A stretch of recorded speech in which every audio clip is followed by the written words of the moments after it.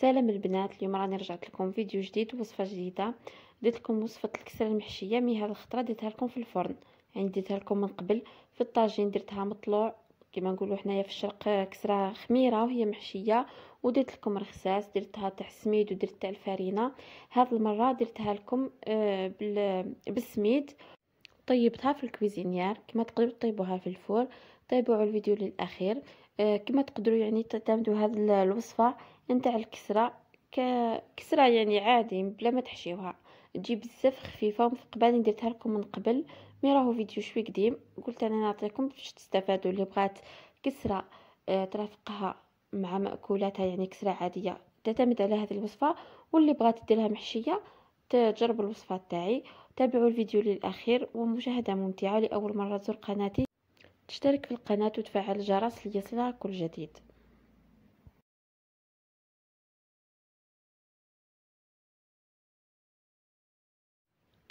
أول حاجة راح نبدأ بالفيونداشي ولا بولياشي، واش كان متوفر عندكم.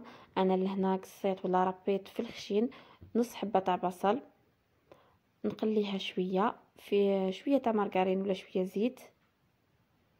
كي تذبال بهذا الشكل راح نزيدها لافيونداشي ولا البولي اشي واش كان متوفر عندكم.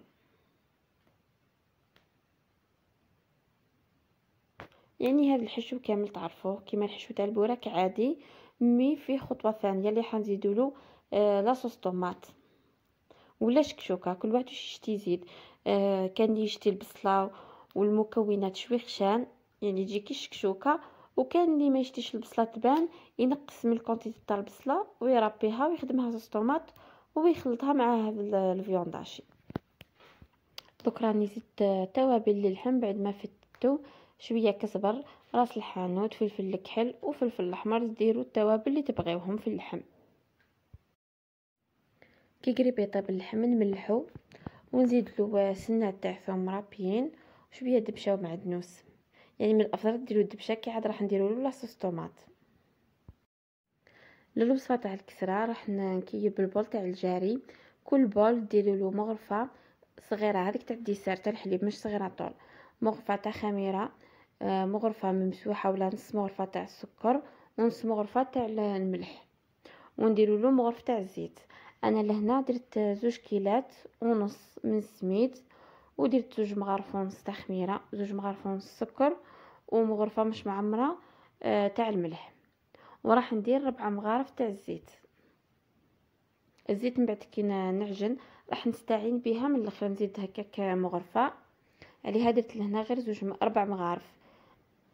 المغارف كامل استخدمت المغرف تاع الديسير، هذيك اللي تجي متوسطه، ما درتش الكبيره ومش صغيره طول.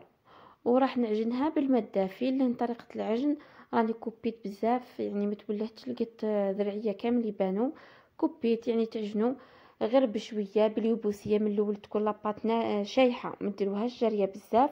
ونقعد نقطع فيها ونزيد الماء تدريجيا حتى نتحصل على عجينه رطبه وتلصق في اليدين. ودير لكم فقاعات، هذوك الفقاعات دليل بالعجينه تاعكم راهي معجونه مليح.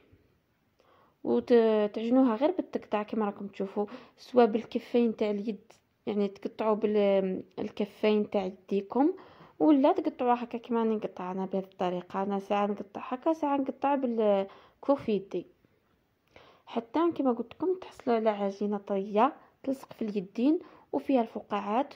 وما تجريوش العجينه تاعكم من الاول، الا فتو جريتو السميد ما راحش تعجن لكم مليح، لازم تعجنوها وهي شايحه حتى تتحصلوا على عجينه كيما هكا. يعني لهنا راني عجنتها بواحد 10 دقائق حتى ربع ساعه، تتحصلوا على عجينه هكا رطبه والاستيك. نخليها ترتاح، راح اذا كان معجونه مليح وخليتوها يعني درتوا لها الكميه الكافيه تاع الخميره، راح تطلع لكم في الفم. ما تكثروش بزاف الخميره، تولي فيها لوغو تاع الخميره بزاف. كل بول تاع شوربه، البول هذاك الفردي نديروا له مغرفه تاع حليب ممسوحه برك. جبت الفيونداشي تاعي، درت نص كميه، انا كانت عندي 500 غرام، درت 250 غرام. وراح نخدم لاصوص اللي نخلطها مع، قصيت البصله مربعات صغار، وكان اللي يشتيها تبان في الماكله يقصها عادي مربعات كبار ولا دي ترونش. حتى هكا كتجي بنينه عادي. بغيتو تزيدوا معاها الفلفل اللي شتي الحار، انا قصيت معاه هكا راس تاع فلفل يكون صغير هكا باش ما تجيليش حاره بزاف، واللي شتي حار يقص حسب ما يشتي، يعني حسب لوغو تاعو. انا زدت لها الهريسه ثاني، يعني دوك تشوفوا في المكونات راح نزيد لها الهريسه، طماطم مصبره. من الاول حطيت غير البصله مع هذاك الفلفل، خليتهم حتى نذبالو. ما زدت لها حتى حاجه لهنا، ما زدت لها ملح لا حتى حاجه، خليتها حتى ذبالت بيان. وربيت عليها سنه تاع الثوم. لهنا عندي زوج حبات تاع طماطم ربيتهم، ربيت معاهم زوج سنات ثوم، نص مغرف تاع هريسه اللي يشتي الحار يكثر، ونص مغرف ولا على راس المغرف طماطم مصبره. ودرت التوابل اللي درتهم في الفيوندا شيبات، عاود درتهم في لاصوص طوماط. ونزيد لها شويه تاع الملح وشويه تاع سكر باش ما تجينيش حامضه. لهنا البصله تاعي راهي تقلات. قبل ما نلوح هذيك الطماطم مع التوابل والخليط اللي درتو فيها، راح نحط سنه تاع الثوم. ربيتها نخليها تتقلاش غير شويه، جيست تطلق الريحه تاعها، يعني قبل ما تتحرك تطلق برك ريحتها، نلوح هذيك الطماطم عليها ونخليهم يطيبوا مع بعض على نار هاديه وما تخليوهاش تنشف بزاف. اذا كان عندكم زيتون خضر بغيتو تضيفوه ضيفوه، راح يزيد بنه على بنه.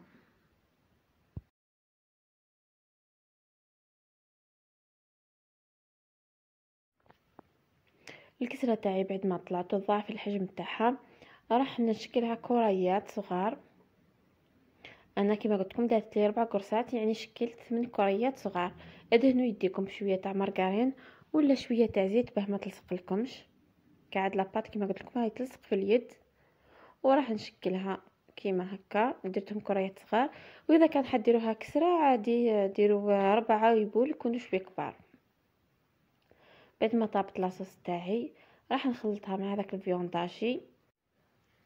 وهنا تقدروا تزيدوا الزيتون الاخضر، دبشه ولا معدنوس، وانا نفضل الدبشه مع لي صوص روج. نخلي لافارس تاعي تبرد شويه ونبدا نحشي الكسرات تاعي. لهنا لا كان بغيتوا الكسره تاعكم تجيكم من تحت مقرمشه، يعني تجيكم تقرمش في الفم، ادهنوا البلاطو تاعكم بالزيت. اذا كان بغيتوها طريه ادهنوه بشويه تاع المارغرين، هذا ما كان. وراح نحلها انا اللي هنا درت لكم ابسط طريقه باش تخدموها، حليتها لكم ديريكت في الصينيه. كما تقدروا تخدموها في بابي كويسون، يعني تكملوا تخدموها ومن بعد تقلبوها داخل الصينيه هكا، قادره تعوج لكم قادره تحل لكم. مي هذه الطريقه ما راحش تحل لكم. نحل هكا لاباط تاعي ما نرققهاش طول، ونحط لها كميه تاع الحشو، نحط فوقها الفرماج، ومن بعد نحط الطبقه الثانيه. الطبقه الثانيه عندكم طريقتين باه تقفلوها. بغيتوا تحطوا تخليو العجينه الاولى ديروها شوي اكبر من الثانيه، والحواف تاعها راح تقلبوهم مع الطبقه الثانيه. بغيتوا ديروهم في زوج كيف كيف وتقفلوهم هكا على لي كوتي. يعني اذا كان بغيتوها تجيكم يعني كسره متحوفه وراح تلظوا عليها مليح وتقفلوها مليح وتضمنوا بلي راكم قافلينها مليح، ديروهم كيما بعض باه تجي هذيك الحله تجي في لي كوتي، ما تجيش باينه فوق الكسره. كيما تقدروا تبلوا هذوك الحواف يعني اللي مازال ما وصلت لهمش لافارس، تبلوهم شويه تاع الماء ولا شويه تاع الحليب باه تلصق فيهم العجينه اللي تجي من الفوق مليح. لهنا ديروا اي نوع تاع جبن بغيتو تاع لي زامبرغر، بغيتو فرماج رابي روج ولا غريير ولا شيدار، يعني كل واحد واش كان متوفر عنده وحسب لوغو تاعو. دوك راح نحل الطبقه الثانيه، نحط شويه تاع الزيت باش ما تلصقليش في البابي كويسون، ونحلها عادي بيدي. انا لهنا مبغيتش نحلهم طول كبار، نحلوهم هكا باش يجوكم ساهلين. نحلها هكا غير شويه، نرققها شوي، من بعد كي نحطها فوق الاخرى هذيك الساعه ونقعد نرقق فيهم بالسمك اللي نبغيه انا. راح تلاحظوا باللي زوج رققتهم طول وزوج خليتهم شويه هكا متوسطين، كل واحد ياكل اللي عجباتو. نحط الطبقه الفوقانيه ونقفل الحواف مليح، نضرب صباعي ونزيد نضرب بالفرشيطه. هذه الطريقه الاولى، وراح ندير لكم وحده كيف قفلتها بطريقه ثانيه باه تجيكم متحوفه خير من هذه.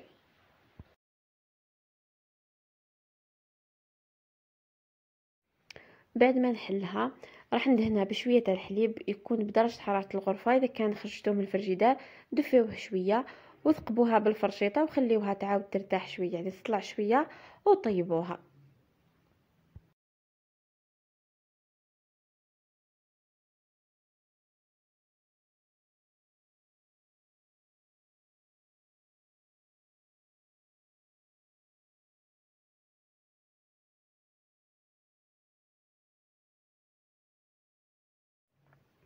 وهذه القرصه الثانيه اللي قفلتها على الليكوتي باش ما تبانليش هذيك الحله تاع ولا التطبيقه نتاع القفل فوق القرصه. قفلتها بهذا الشكل، ومن بعد نحلها بعد ما نقفلها مليح نزيد نرققها ونخدمها كما الاولى عادي، نحط فوقها الحليب ونثقبها ونخليها تزيد تطلع شويه ونطيبها. هاي الاولى بعد ما طابت لي لهنا ما حمرتهاش مليح. هذه الاولاد نبغى ما يشتيوهاش حمراء طول، طيبتها لهم بهذا الشكل. شوفوا تجي روعه في البنه، تجي خفيفه خفيفه خفيفه ومثقبه، ويعني الصوره راهي خير دليل. خليوها ترتاح شويه، غطيوها من الفوق، خليوها ترتاح شوي وقدموها. كانت هذه وصفتي لنهار اليوم، ان شاء الله تكون نالت اعجابكم وتجربوها بطريقتي تنجحوا فيها. الى اللقاء في وصفات مقبله من وصفات ام اريج.